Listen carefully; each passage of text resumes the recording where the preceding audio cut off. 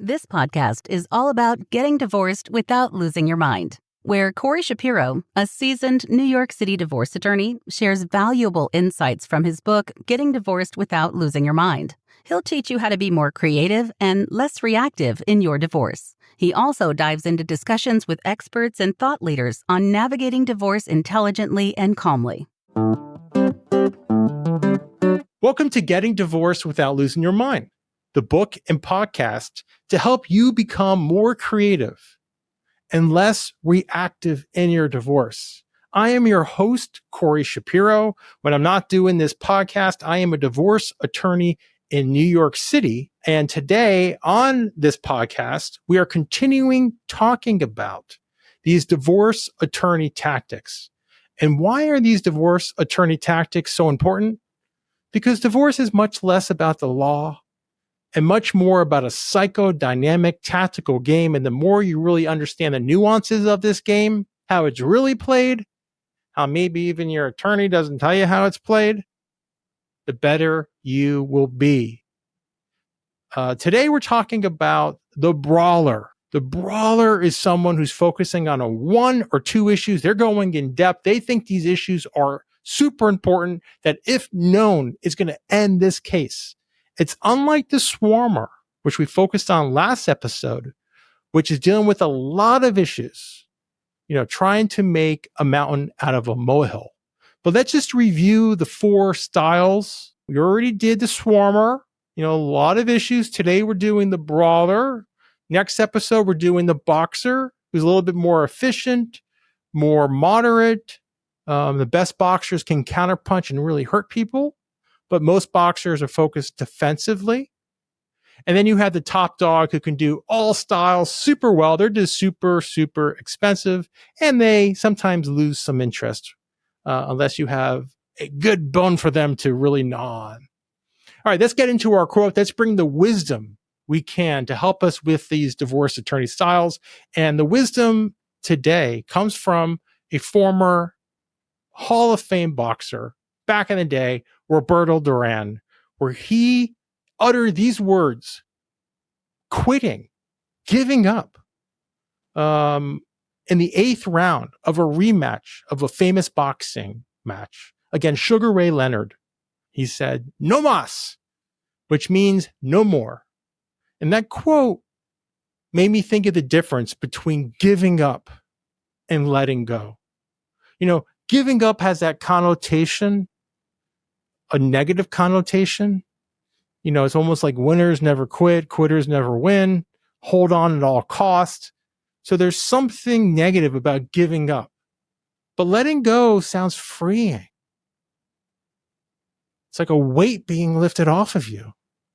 But it's the same thing? I guess it depends on how you look at it. Let me give you a personal example. When I moved to the city, my first real group of friends went out, and they were social, maybe even partiers. And I enjoyed that in my youth once in a while, but they did it all the time. And I really wanted friends who were more involved in more of my other interests and more of my daily lives. And these weren't those friends.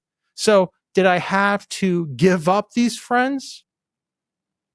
Which was sad because that was my social network at the time. Or do I had to let go to move on to a better place? Which I did. See, it's all about how you look at things. All right, so let's focus on the Brawler. Now, again, the Brawler is dealing with one or two issues. These issues are powerful. At least the Brawler thinks they are, because that's all the Brawler talks about. Now, if the Brawler is bringing something up, you need to discuss this with your attorney if it's relevant or not. And if you're the type of person who likes to fight, be careful. Because if the Brawler is really bringing this up, most cases, it's important. Now, they might just touch on things to see if it's going to, like a jab, see if it's going to hurt you. That's one thing. But if they continuously bring it up, be careful.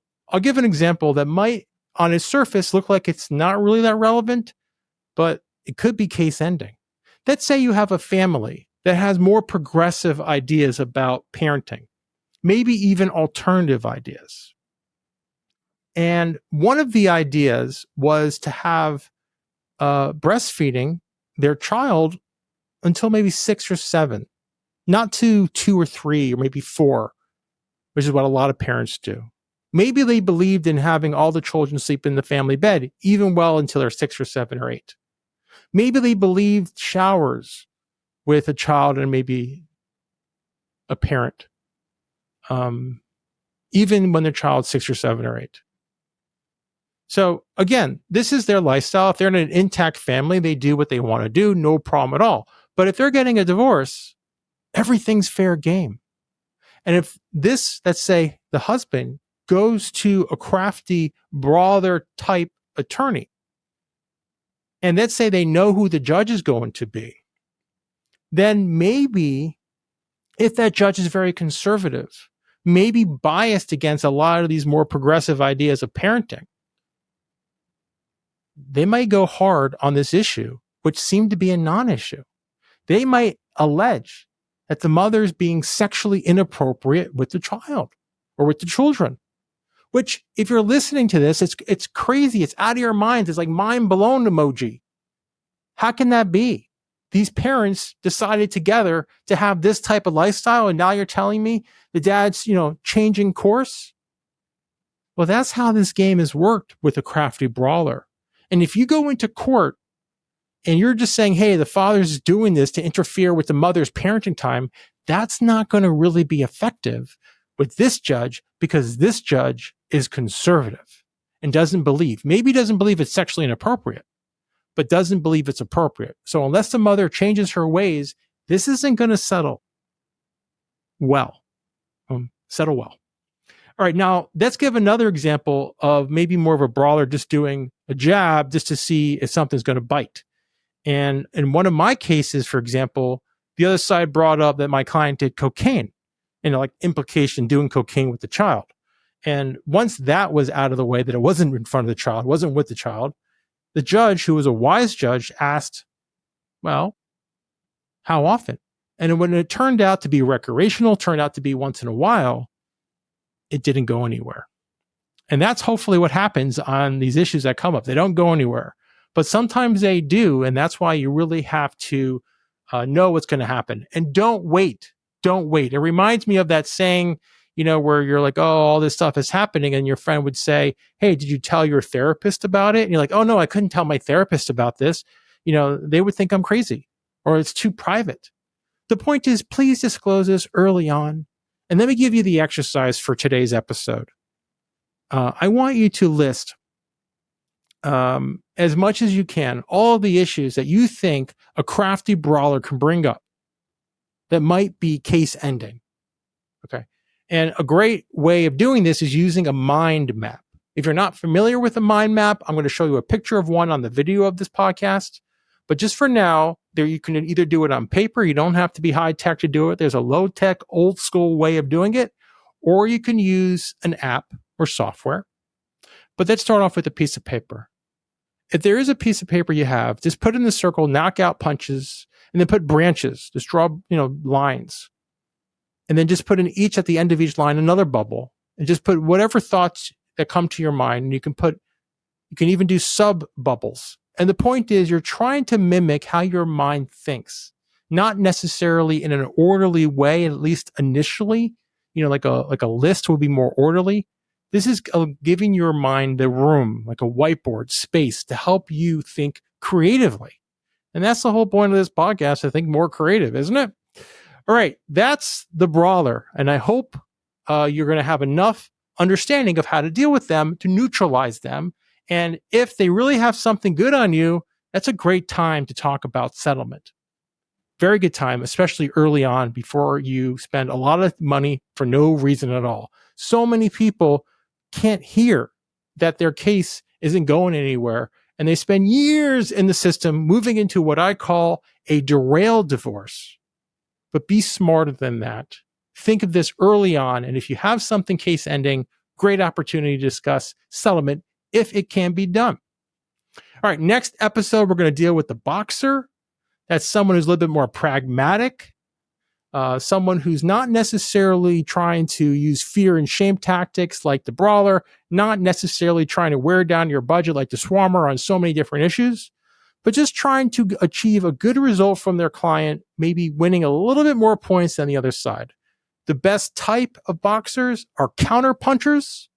Those are the elite form of boxers. And anytime a brawler or anyone else comes after them, they're going to have to, they will hurt the other side with other issues. And we'll get into that, how it's done. And and now we're done with our episode, I want to thank you. Really thank you for joining, for listening, or for watching this episode, for taking time away from your divorce, from working on your divorce. That's how you're going to get better. That's how you're going to get more nuance. That's how you're going to see the game is being played. So you almost become the puppet master and not the puppet. And so much about, what's unknown is we feel like puppets. Everything is outside of our control. And my goal of this podcast, my book, is giving you as much control as I can give you to help you through this such difficult process. I'm your host, Corey Shapiro. Join me on my next episode for Getting Divorced Without Losing Your Mind. Thank you for tuning in to the Getting Divorced Without Losing Your Mind podcast. We would love to hear your feedback. Send Corey an email to feedback@gettingdivorced.org. And if you've read his book, please consider leaving an Amazon review. This podcast offers general information only. It cannot replace legal advice. If you need tailored advice, contact an attorney licensed to practice in your area.